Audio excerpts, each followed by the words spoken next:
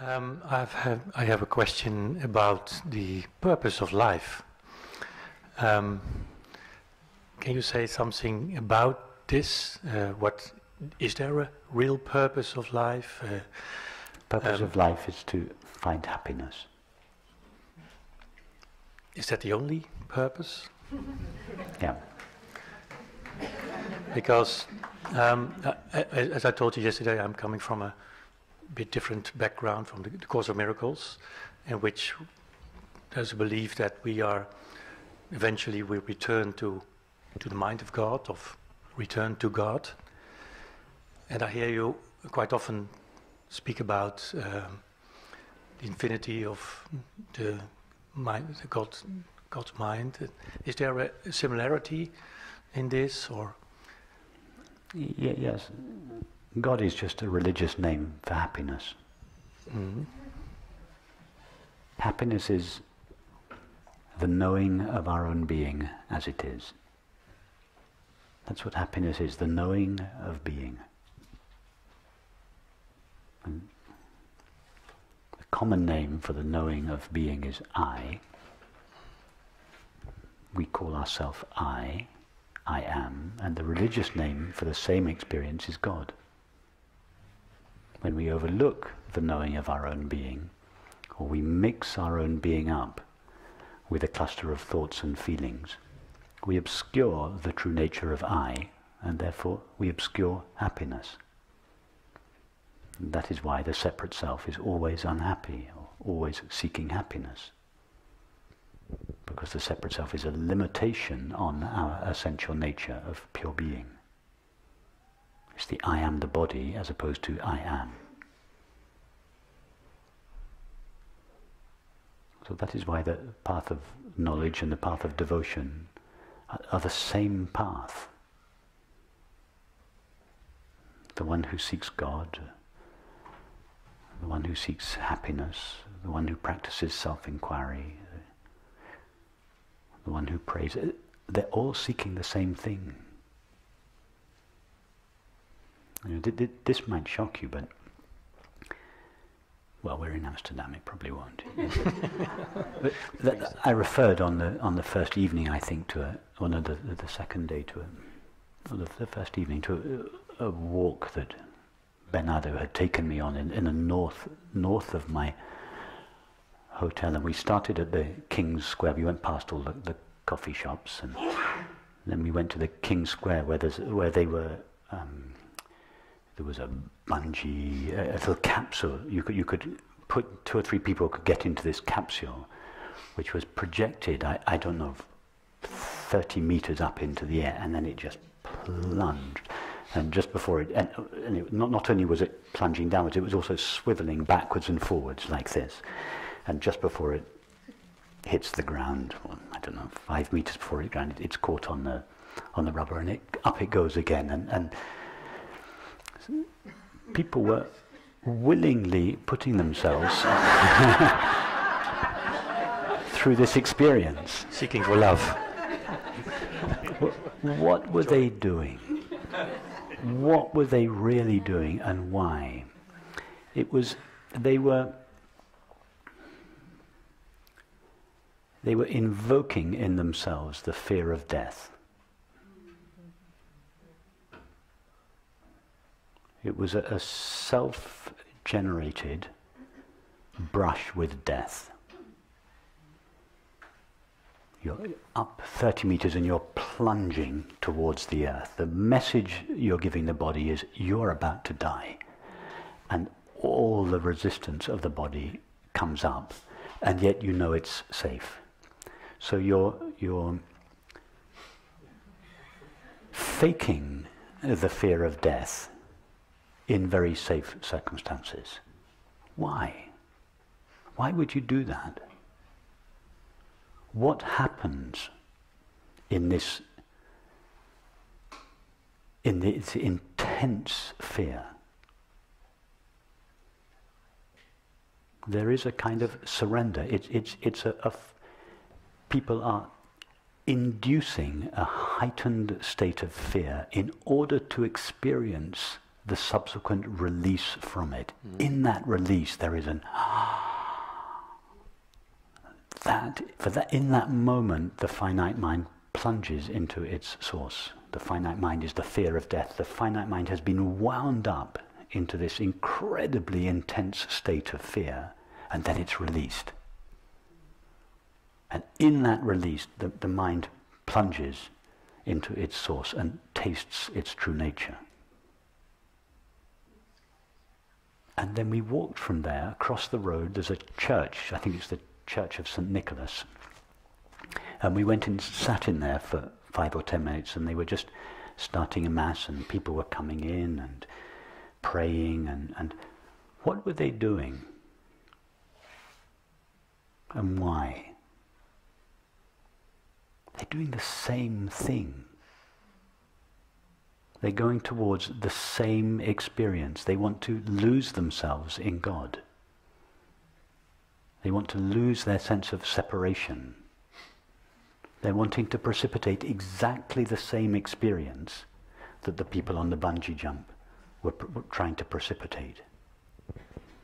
And then we walked on round, and we walked back down through the red light district, through one of the streets, and all the windows on the side, some of the curtains are drawn and some of them are open, with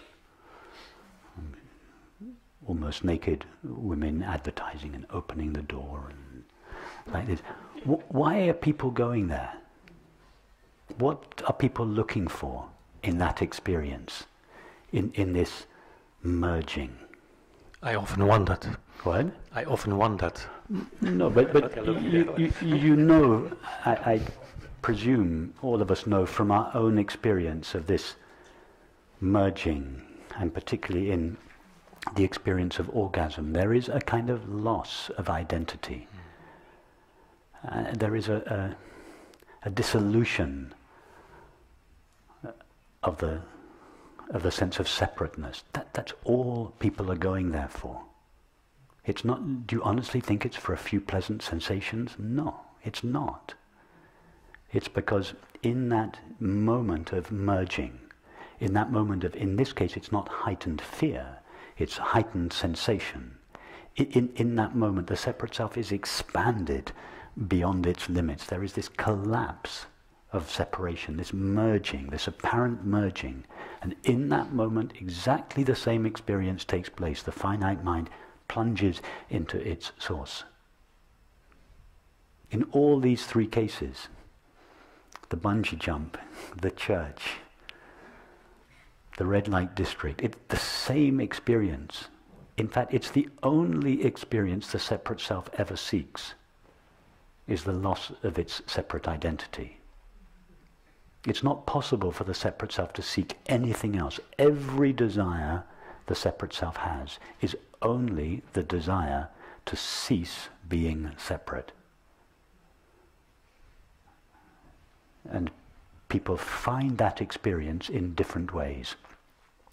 The most direct way that I know is what we speak of here, is what Ramana Maharshi called Atma-vichara, or self-abidance. Because there's no distance between being aware and being aware. It is the shortest route. It doesn't go via the object, or via a sensation, and in fact, this is this fear of death that people try to induce in the bungee jump is actually what occurred to Ramana Maharshi spontaneously. His awakening was precipitated by exactly the same experience, although he didn't have to go bungee jumping to have the experience. He just felt spontaneously that he was going to die. And his body even took up the position and went through some of the symptoms of physical death. And then in that moment, there was this, in his case, this spontaneous inquiry into his true nature. But it was precipitated by the fear of death. But you're talking now about all kinds of ways to reach that goal. But is the real goal eventually is achieving true nature? That's it? Yes, the real goal is the unveiling of awareness from all its self-imposed limitations. Yes, it is the return to its natural condition. It's like a rubber band. Attention, attendere. Every time the awareness assumes the form of the finite mind, it limits itself. It freely limits itself. And it's a sacrifice. It has to limit itself in order to appear as the world. But there's a payoff. It loses its freedom in doing so. It loses its innate peace and happiness because it has limited itself. So in order to appear as manifestation, it has to sacrifice itself. It turns away from itself. It seems to overlook the knowing of its own being. And with the overlooking of its own being, the peace and happiness that is innate in itself, or rather that is itself, gets veiled. And that is why the separate self, that is awareness that has been limited, that is why the separate self, there is always a wound in the heart of the separate self. That's why the separate self longs for happiness, because the separate self is only infinite consciousness to which a limit has been imposed. That's why all selves know the experience of happiness. It is a memory. We all... How would it be possible to seek happiness if we didn't know what it tasted like? So at the heart of all separate selves there is this memory of peace, of love, of happiness, which we often associate with an experience in childhood, if we had happy childhoods. But it's not really a memory of something in the past. It's a memory of something that is present now, but is covered over by superimposed beliefs and feelings. Everything the separate self does is done only to divest itself of these limitations. But so it is not necessary to finish the finite self first to achieve that? What do you mean by finish the finite self? So then it should be possible to achieve this goal here within the finite self. Yes, it's available to everybody, because everybody knows themselves as I. The essential nature of that I is infinite awareness, and it has become veiled by beliefs and feelings, and instead of being experienced as the infinite I of awareness, it is felt and experienced as the finite I of the separate self. But in both cases it's the same I. There is infinite consciousness, and there is infinite consciousness with a veil of thoughts and feelings superimposed onto it that make it seem finite. With this veiling of our true nature, the peace and happiness of our true nature is lost. And that is why this veiled awareness, which is the separate self, longs to return. So I thought we should get rid of the veil completely in order to return to the infinite mind. That's it. And the way we don't even need to get rid of the veil, we just need to turn our attention towards the essential nature of what we call I. Most of us, when we say I, we think of a collection of thoughts, feelings, sensations and perceptions. But if we really turn our attention towards I, we just find the experience of being aware. We don't find a collection of thoughts and feelings. I is just the experience of being aware. And that experience is available to everybody, irrespective of their intelligence, their health, their wealth, their creed, their nationality, their age. It's available equally to everybody, because everybody knows the experience I. The experience I, or I am, refers to our essential being. That is our being that is not mixed with anything other than itself, such as a thought or a feeling. It is totally available, 24/7, to everyone. And that is the purpose of life. For the separate self, the only purpose in life, everything the separate self does, everything the separate self does, it does only to divest itself of its limits.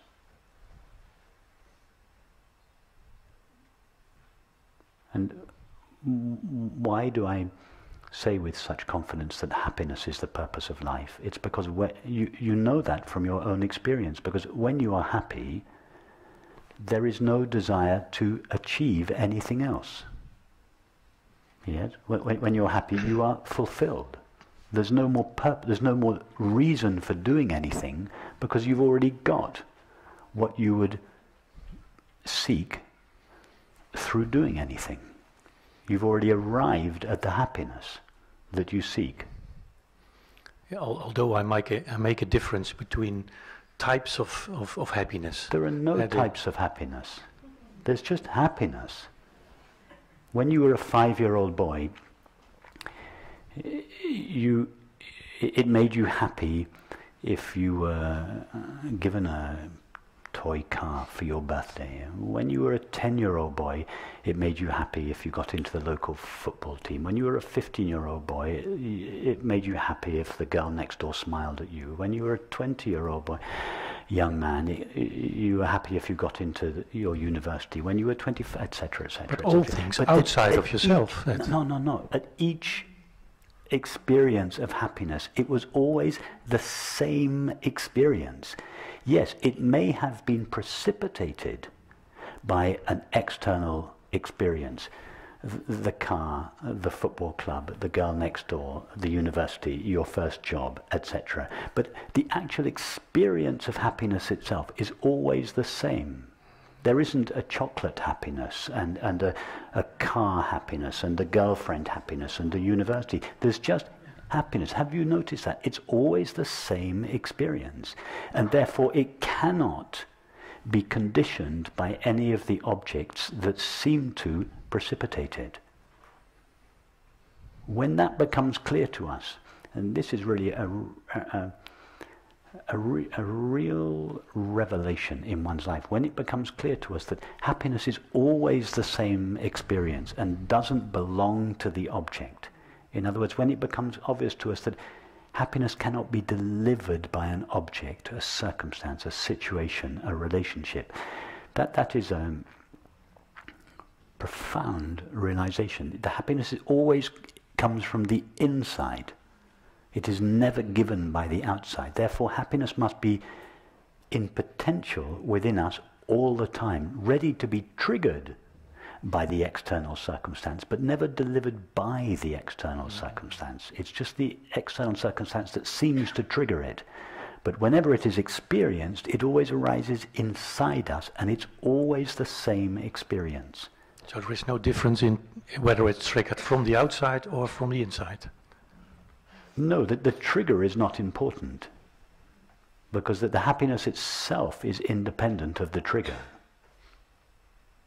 And what we do here, what is different from what we do here, from the people that are bungee jumping or going to the church or going to the red light district, is that here we go directly to the source of happiness. That's why it's called the direct path. We just go straight to the place where happiness resides, which is the knowing of our own being.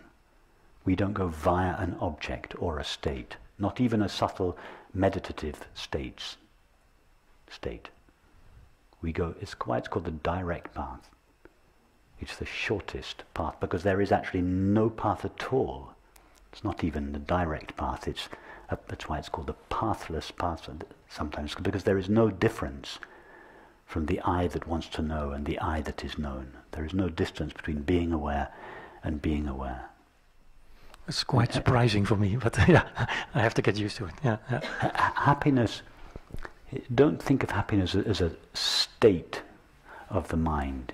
Happiness is just a common name for the knowing of our own being. It's knowing of itself.